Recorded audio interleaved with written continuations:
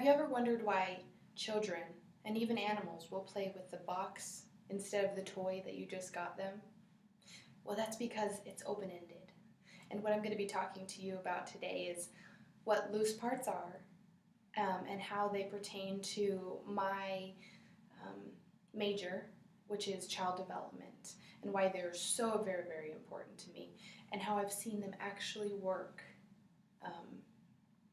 and how I've seen children without loose parts. So I'm going to be talking about what loose parts are. What are loose parts, and kind of define that for you. I'm also going to be talking about how children are without them. And then I'm going to transition into what children can be with loose parts.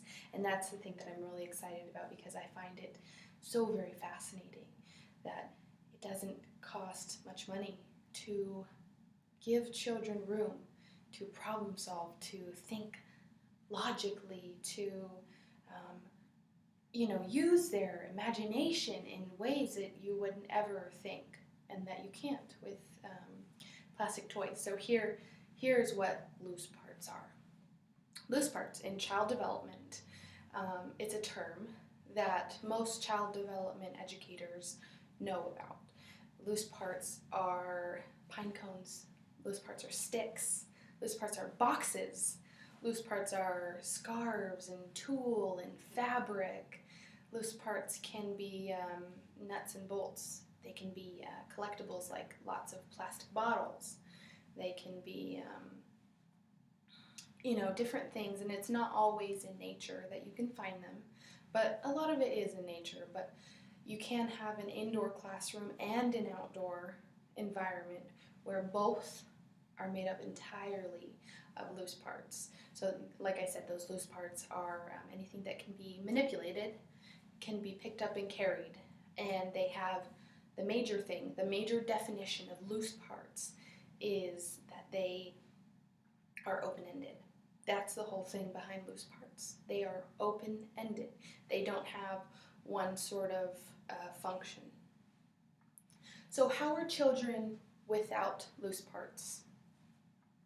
So without loose parts, we have children in a classroom or at home playing with plastic toys that are specifically made for children. And I'm not knocking on those toys specifically made for children. They're great. Sometimes, and children love them, and they go to the store and they, "Mommy, please, can I get this toy?" It's specifically made, and maybe it has Elsa on it, but it has one function. Puzzles.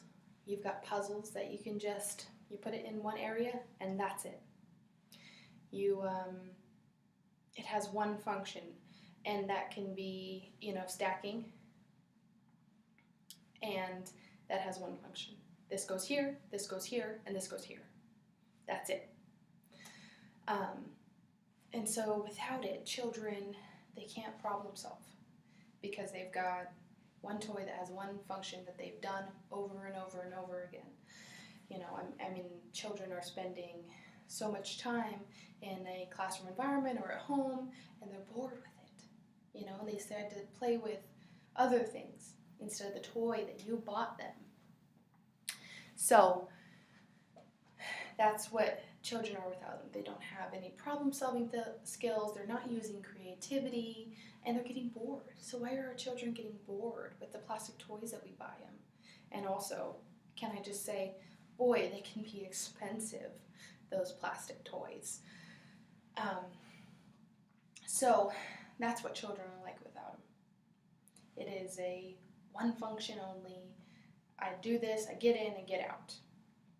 But that's not what child care is about. Taking care of children. If you're an educator or a parent, you want them to continue playing, because playing is where they learn. Manipulating things is where they learn.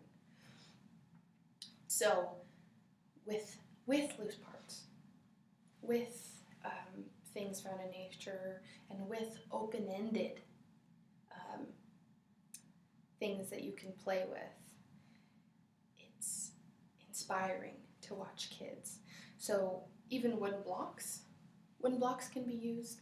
They can be stacked this way, they can be stacked this way, they can be, all tumbled down and pushed down, they can be made in a circle, they can be made in a square. Anything can happen with those loose parts. So with them, you've got creativity, you've got imagination going, you've got problem solving, and most of them are free. Most of them are collectible. Save your creamer bottles, reuse them, put rice in them. It can be a music toy. It can be a discovery bottle where you put plastic toys in there with it, with that rice, and that as you move it, you can see different toys in there. Even that's open-ended. Anything that has more than one function can be a loose part.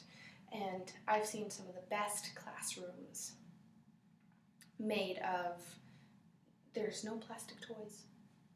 There are no plastic toys, and yet you've got the children running around, figuring things out, and they have better problem-solving skills. It's incredible.